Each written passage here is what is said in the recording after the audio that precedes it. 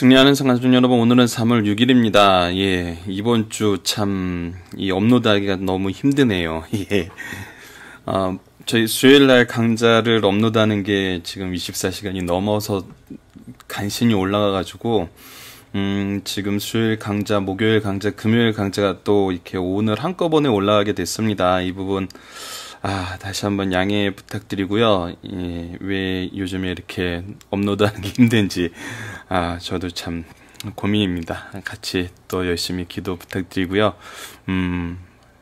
이 일을 해결할 방법은 뭐 한 가지밖에 없습니다. 더 미리 열심히 준비하는 방법밖에 없기 때문에 제가 좀 더 열심히 준비할 수 있도록 또 기도 부탁드립니다. 자, 그러면 오늘은 성찬에 대한 부분입니다. 그리고 아시다시피 저희들이 최근 발행이신 박유일 목사님의 구속사로 조망한 성경 연속 강해짐 마가복음 3권에 의해서 만들어지고 있고요. 오늘 강의하는 많은 내용들도 이 책의 내용을 참고로 약간 정리를 해놓은 겁니다. 그래서 본문 묵상하기 같은 부분은 혼자서 묵상하시는 것도 좋지만 꼭 리더분들은 이 책을 통해서 가이드를 받으시고 제가 말씀드리는 내용보다 더 많이 알고 있고 더 많이 전하고 싶으신 분들도 꼭 이 책을 통해서 좀 잘 인도를 받고 정리된 내용으로 좀 나눴으면 좋겠어요. 저희들 제가 대표적인 사람 같네요.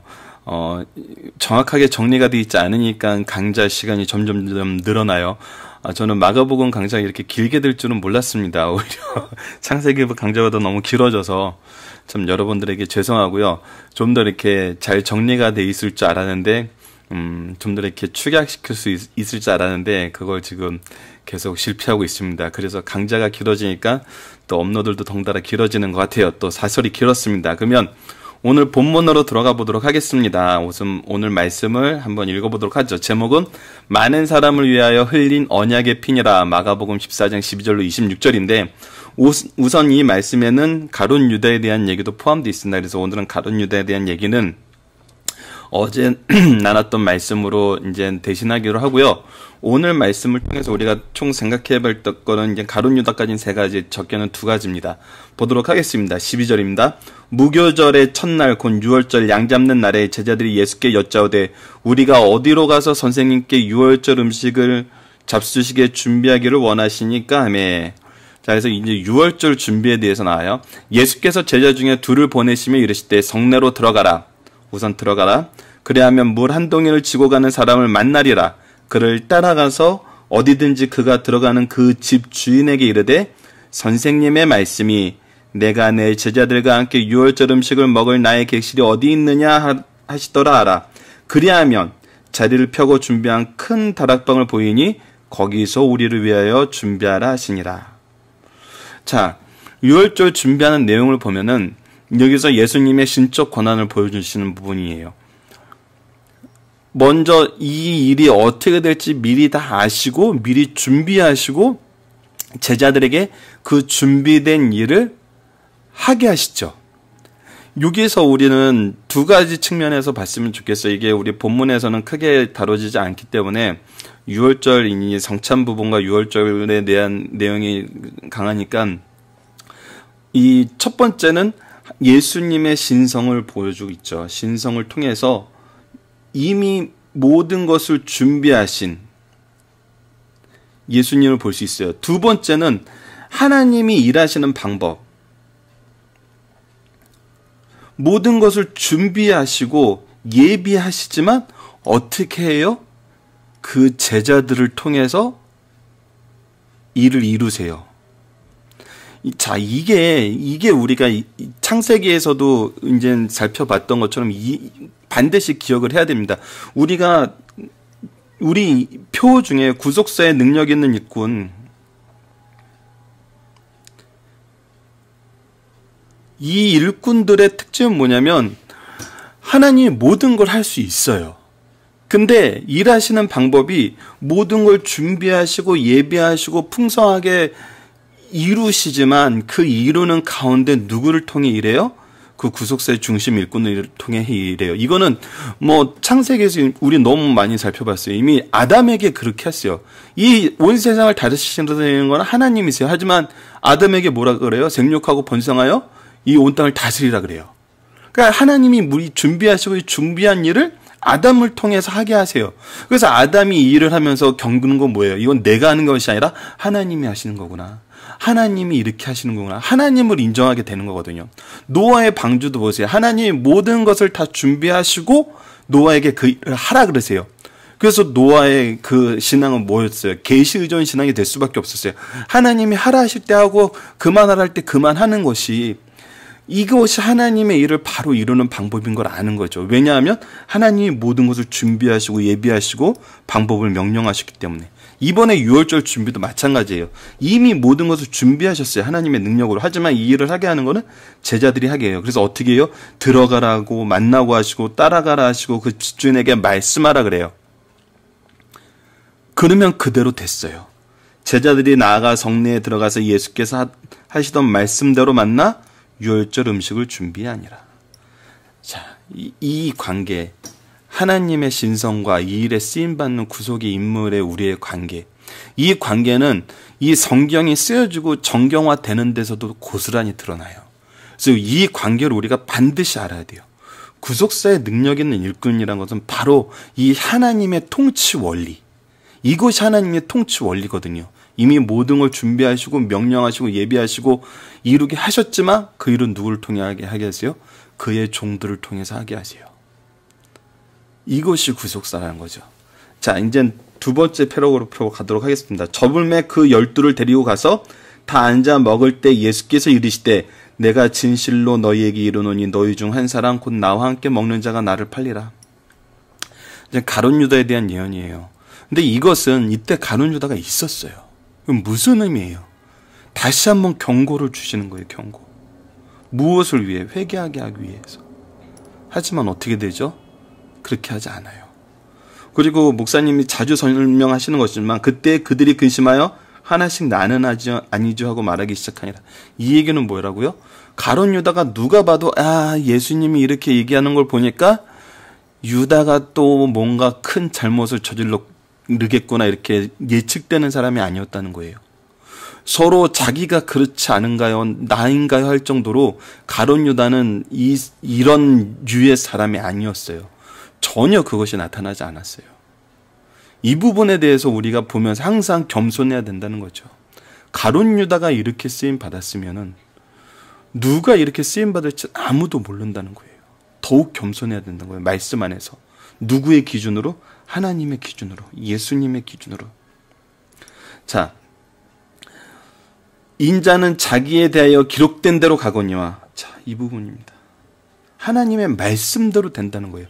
인자를 파는 그 사람에게는 화가 있으리다.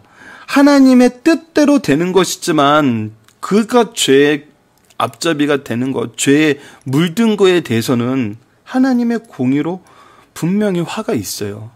그래서 어떻게 얘기하세요? 그 사람은 차라리 나지 아니었더라면 자기에게는 좋을 뻔하였느니라.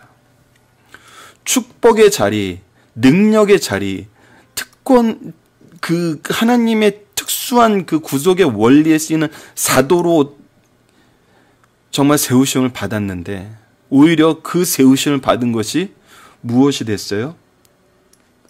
그가 가장 큰 죄를 짓는 결과를 이었어요. 이거는 우리 잘못 생각하면 안 돼요. 또 인간적인 면에서 생각하시면 안 돼요. 우리 창세기에서 살펴봤듯이 이 세상을 다스리라 이 언약의 관계가 있다고 증명해주는 선악과는 우리에게 엄청난 축복의 증거였어요.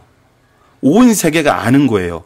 인간은 하나님의 형상으로 창조를 받았고 이 인간의 다스림은 하나님께서 인간을 통해서 다스린다는 걸 온 우주에 선언하시고 이 인간이 바로 하나님과 동행하는 삶을 살아서 하나님의 자녀되고 하나님의 백성 된다는 것을 온 우주에 알리는 상징이었어요.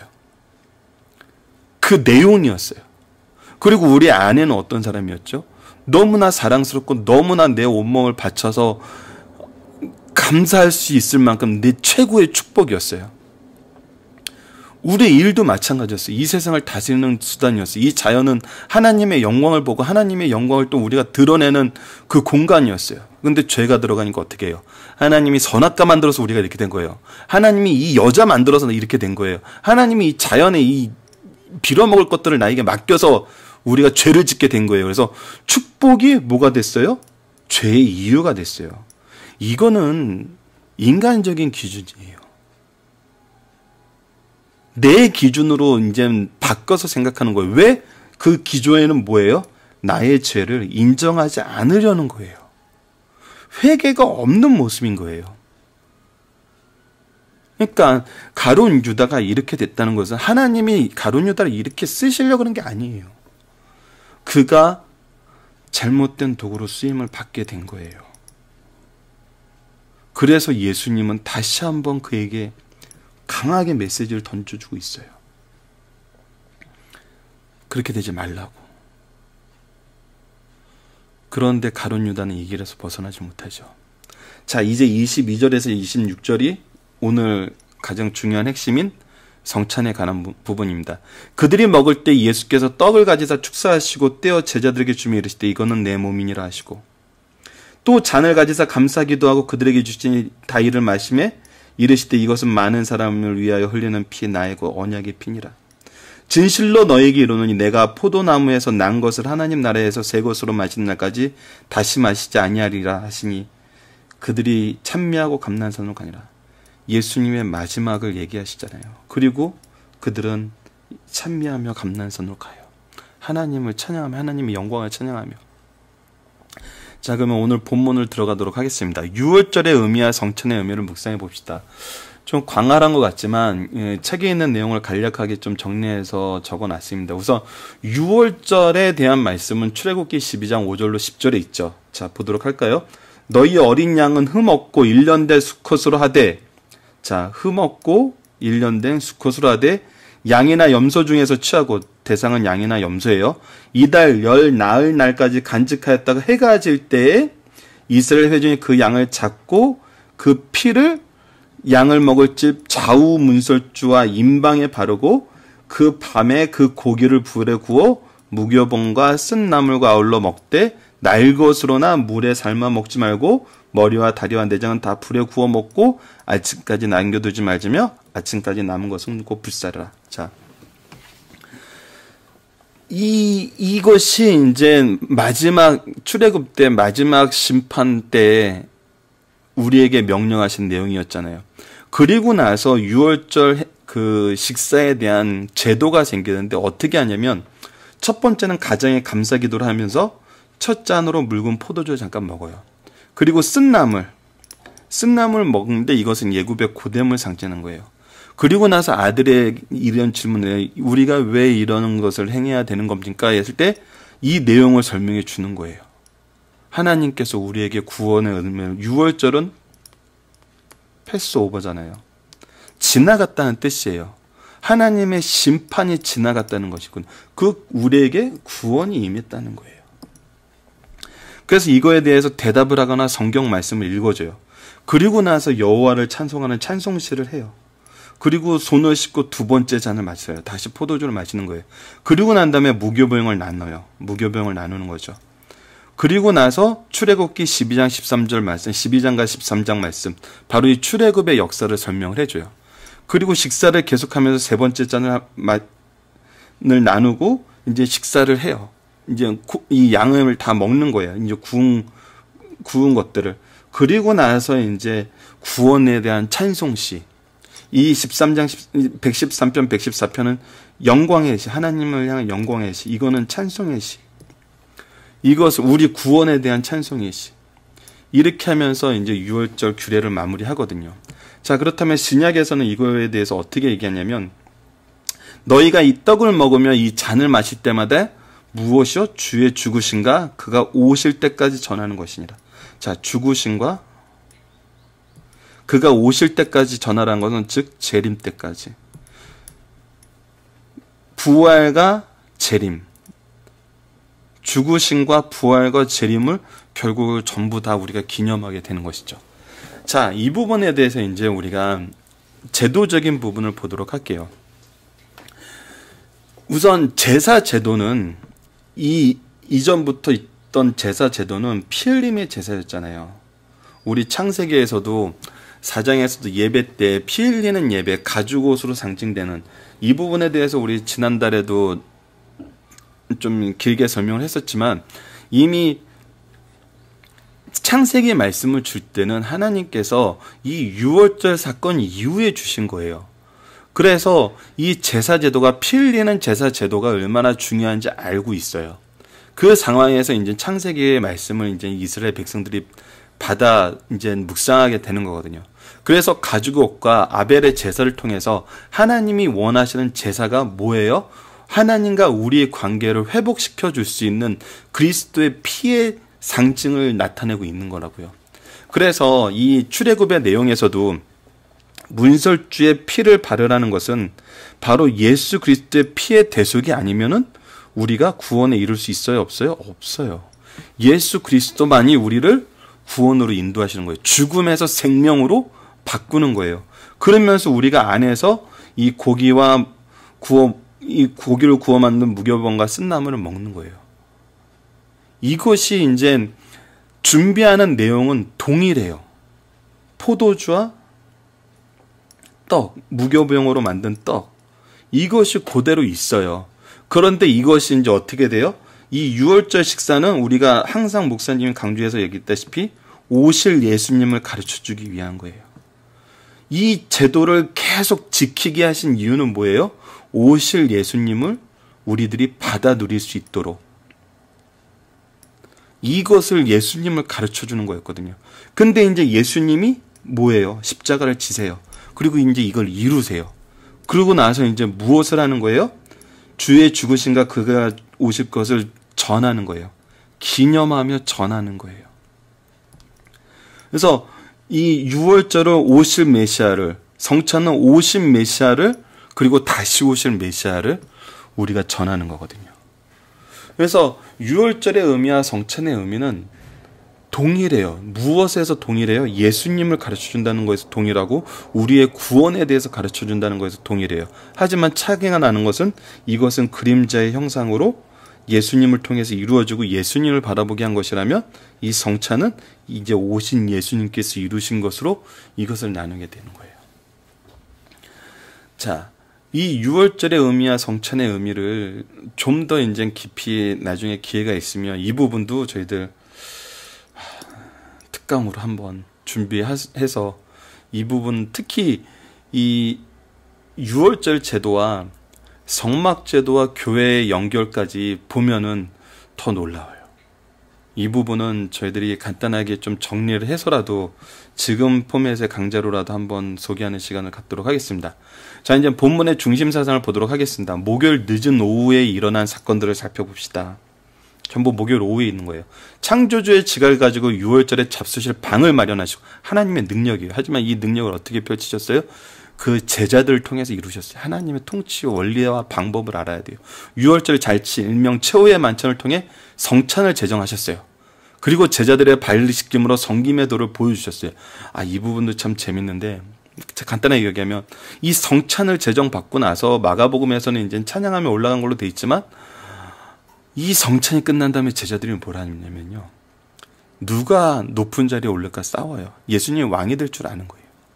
그러자 예수님이 그 모습을 보시고 제자들의 발을 씻김으로 성김의 도를 보여줘요. 이제 제자들의 흩어짐과 베드로가 예수님을 부인할 것을 예고하시고 겟세마네 동산에서 기도하신 후에 체포되세요. 이때가 우리의 시간으로는 목요일 밤이요, 유대 시간으로는 금요일 해 뜨기 전 시간이에요. 오늘 최후의 만찬을 통해서 기독교 2대 성례 중 하나의 성찬이 제정되는 거예요. 이제 우리가 세례와 성찬, 특히 이 정말 세례 요한이 베풀었던 그 회개의 세례, 회개하라 천국에 가까웠느니라, 이 부분에 대해서도 정말 우리가 회개가 없었다면은 요한이 왜 예수님의 길을 준비하는 사람이라고 불릴 수 있나요? 바로 회개하지 않고는 예수님의 구속의 사실을 우리가 발견할 수 없기 때문이죠. 그래서 정말 우리 세례와 성찬, 이 두 가지를 바른 의미로 우리가 알고 이 바른 의미를 지키는 것이 우리 신앙생활에 굉장히 중요한 것을 우리 오늘 이 본문을 통해서 좀 더 확인하는 시간 되었으면 합니다. 본문의 중심 사상을 볼게요. 창조주의 지각과 능력으로 유월절 잔치 예방을 준비하신 예수님께서 그 지각과 능력으로 우리를 부르시고 보호하시고 사용하신다. 바로 이것이 하나님의 통치 원리거든요. 그러므로 오늘 주님께서 나의 소유와 생명을 쓰시겠다고 말씀하시면 그 명령을 거부할 이유도 힘도 없어요. 오늘 주께서 나와 나의 모든 것을 씻으시겠다고 하실 때 영광으로 알고 감사함으로 자신을 기꺼이 드리자. 이것이 바로 구속사의 중심 있는 일꾼의 모습이거든요. 공연한 반항은 손해라는 사실을 가르쳐주는 말씀이에요. 이 일에 쓰임받지 못했던 사람 누구죠? 가룟 유다였어요. 그 결과의 차이를 우리 너무나 잘 알고 있잖아요. 자, 유월절 의식의 의미. 유월절 의식의 기원은 구약에 기록되어 있습니다. 하나님께서 예굽에서 10번째 재앙을 내리실 때 이스라엘 백성들은 19일을 따라 양고기를 먹고 그 피를 문서주에 바르며 재앙에서 6월 넘어가는 패스오버하여 구원을 얻게 하셨어요. 하나님은 너희는 이 규례를 너희와 너희 자손이 영영히 지키라 하셨어요. 신약에서는 이 제도를 예수님을 통해 영적인 성만찬으로 왕성시켜 주셨어요. 의식은 간단하지만 더욱 신령하고 감격스러운 의식이에요. 예수님의 대속의 피를 믿는 자는 영원히 하나님의 진노에서 유월한단 말이에요. 영원한 생명을 의미하는 거예요. 자, 마지막입니다. 이 성만찬 의식은 성도들이 주의 대속의 죽음을 기념하고 전파하기 위해서 세우신 제도예요. 그러므로 이 예전에 참여하는 자는 바른 이해와 적절한 준비를 해야 해요. 이것이 너무나 중요해요. 경솔한 자세로 성만찬에 임하는 것은 예수님의 희생에 대한 모독이요, 그 목적을 부인하는 거예요. 이 예식은 축복과 정죄가 수반된 거룩한 의식이라는 거예요. 이 부분에 우리가 더 깊이 묵상을 해야 됩니다. 그래서 고린도 전서 말씀을 마지막으로 이제 보고 이제 마치도록 하겠습니다. 주의 몸을 분별하지 못하고 먹고 마시는 자는 자기의 죄를 먹고 마시는 것이니라. 그러므로 너희 중에 약한 자와 병든 자가 많고 잠자는 자도 적지 아니하니 우리가 우리를 살폈으면 판단을 받지 아니하려니와 우리가 판단을 받는 것은 주께서 징계를 받는 것이니 이는 주께 징계를 받는 것이니 이는 우리로 세상과 함께 정죄를 받지 않게 하려 하심이라. 자, 성찬을 잘못해서 약해진 자, 병든 자, 잠자는 자가 적지 않았어요. 이것을 잘못하는 것은 우리 죄를 마시는 거예요. 그리고 우리가 이렇게 판단을 받는 것은 주께 징계를 받게 되는 것인데 이 징계도 역시 하나님은 사랑의 주체예요. 어떻게 하기 위해서? 세상과 함께 정죄받지 영원한 심판에 이르지 않게 하시겠다는 것이에요. 그래서 이거는 너무 우리가 잘 준비하고 잘 행해야 된다는 것을 오늘 말씀을 통해서 다시 한번 가르쳐주고 있습니다. 자, 그러면 저희들 마지막으로 말씀을 기초로 기도하기를 통해서 오늘 말씀을 마치도록 하겠습니다.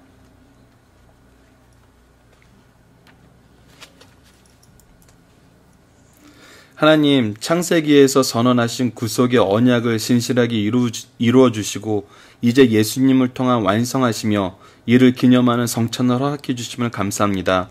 우리가 이 일을 기억하며 생활 속에서 누리며 바로 전하는 구속사의 일꾼들이 될 수 있도록 인도하여 주소서.